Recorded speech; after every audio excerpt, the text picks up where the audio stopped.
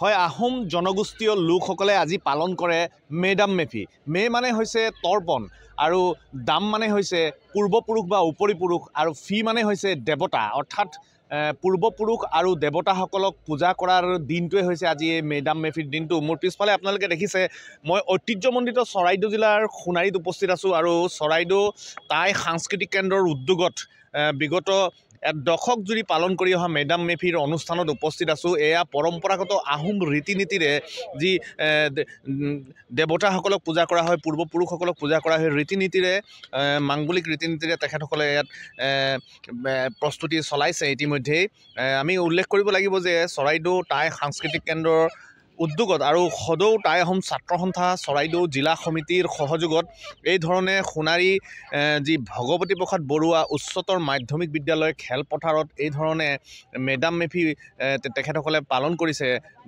মই পূৰ্বতে উল্লেখ কৰাৰ দৰেই আচলতে পূৰ্বপুৰুষ আৰু দেৱতাসকলক বিশেষভাৱে পূজা কৰা হয়। যোৱা নিশাই ফুৰালুং পূজা অনুষ্ঠিত হৈছে আৰু আজি বিভিন্ন ৰীতি নীতিৰে বানফি আদি পূজা তেওঁলোকে অনুষ্ঠিত কৰিব। 7জনকৈ দেৱতাক উপাসনা কৰিব।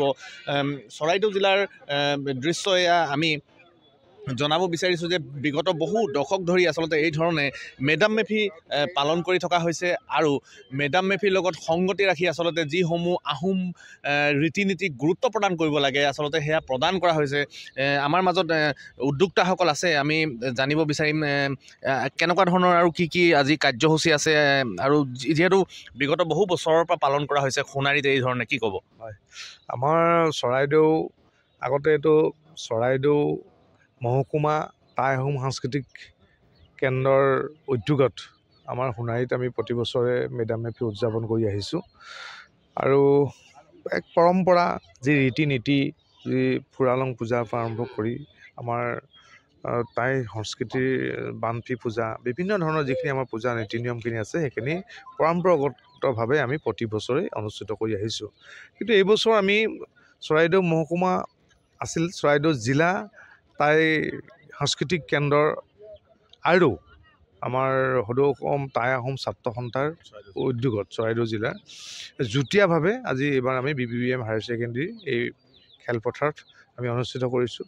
আমি আশা ৰাখিছোঁ যে যোৱাকালিৰ পৰা বতৰ অলপ বেয়া আছিল, বতৰ বেয়া কাৰণে ধৰক আগৰ যিটো পৰিৱেশটো অলপ সলনি হৈছে, গতিকে ঠাণ্ডাটো আছে। গতিকে আমাৰ দেওসকল আহিছে, সকলোৱে পূজা পাৰ্বণ ইতিমধ্যে আৰম্ভ কৰিছে আৰু আমি আশা ৰাখিছোঁ যে এই মেডাম মেফি পূজাই যে দেশবাসীক এক মংগল কামনা কৰিছে আৰু আমিও আশা কৰোঁ যে সোণাৰীত এই পৰম্পৰাগত প্ৰতি বছৰে হৈ থকা মেডাম মেফি উৎসৱে আমাৰ বৃহত্তৰ এই অঞ্চলৰ সকলোলৈকে যাতে আমাৰ উপৰিপুৰুষে আমাক মংগল কামনা কৰে আৰু আমাক আশীৰ্বাদ প্ৰদান কৰে, তাৰ প্ৰতি আমি ভগৱানৰ ওচৰত আমি প্ৰাৰ্থনা জনাইছোঁ আৰু আপোনালোককো ধন্যবাদ জ্ঞাপন কৰিছোঁ যে চৰাইদেউ সোণাৰী অঞ্চলত হোৱা এই মেডাম মেফি অনুষ্ঠানটি আপোনালোকে প্ৰচাৰ আৰু প্ৰসাৰ কৰি ৰাইজৰ মাজত যি এক বাৰ্তা বিয়পাই দিয়ে সেইটোৱে আমাক উৎসাহিত কৰে আৰু আমি আশা ৰাখিছোঁ যে বৃহত্তৰ সমাজখন অকল এক জনগোষ্ঠীলৈ বৃহত্তৰ অসমৰ বিভিন্ন জাতি জনগোষ্ঠী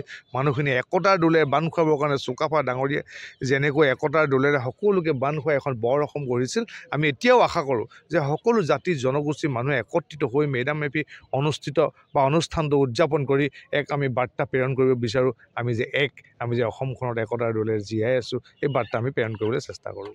হয়, নিশ্চিতভাৱে এতিয়া আমি দেখা গৈছে যে বিশ্ব ঐতিহ্য ক্ষেত্ৰ চৰাইদেউ মৈদাম ক্ষেত্ৰ চৰাইদেউ বিশ্বত এক মান পাইছে। তাৰ যিসকল আঁৰত ব্যক্তি আছে আহোম জনগোষ্ঠীয় লোকসকলৰ মূল পূজা বা মূল অৰ্চনা কৰাৰ আৰাধনা কৰাৰ হেৰিয়ে হৈছে আচলতে মেডাম মেফি। কি ক'ব? এই একটো সকলোৱে চাই আছে। হয়, এইটো আজি উপৰিপুৰুষক পূজা কৰি উপৰিপুৰুষক সাধনা কৰি উপৰিপুৰুষলৈ আমি আগবঢ়োৱা আজি এই যে বানফি পূজা পাতিব লৈছোঁ, এই বানফি পূজাৰ দ্বাৰা আমাৰ গোটেই অসমৰ জনসাধাৰণৰ যাতে মংগল হয়, অসমৰ বিভিন্ন জনগোষ্ঠীয় বিভিন্ন জনজাতি সকলো মিলি সকলোৰে কাৰণে আজি এই পূজাভাগ কৰা হয়। আমি অসমৰ বৰ অসম গৰুতা ছোৱালী চুকাফাই এইটো আদৰ্শ দেখাই থৈ গৈছে। গতিকে সকলোৰে মংগলৰ কাৰণে আজি পূজাভাগ হৈছে। এই পূজাভাগৰ দ্বাৰা যাতে আমাৰ বিভিন্ন ভাষা ভাষী লোক সকলোৰে মংগল কামনা কৰে, তাৰে কামনা আশা ৰাখিছোঁ। আৰু আমি সোণাৰীটো সেই উদ্দেশ্যে আমি আজি 39 বছৰ আজি 49 ইয়াৰ্ছ আমি পাতি আহিছোঁ একাধিক টাই আহোম সাংস্কৃতিক কেন্দ্ৰৰ তৰফৰ পৰা আৰু লগতে এইবাৰ আমাৰ লগত টাই আহোম ছাত্ৰ সন্থা চৰাইদেউ জিলা উদ্যোগত আমি এই অনুষ্ঠান উদযাপন কৰিছোঁ।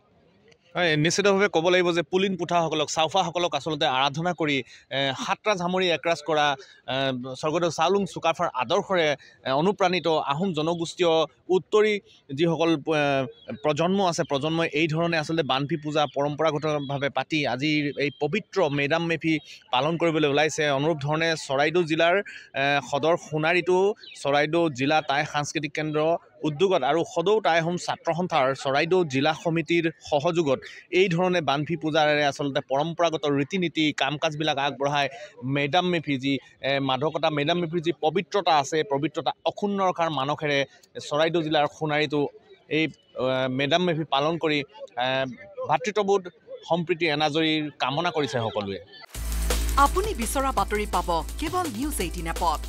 নিউজ 18 এপ ডাউনলোড কৰিবলৈ স্কেন কৰক এই QR কোড। গুগল প্লে ষ্টৰতো পাব এই নিউজ 18 এপ।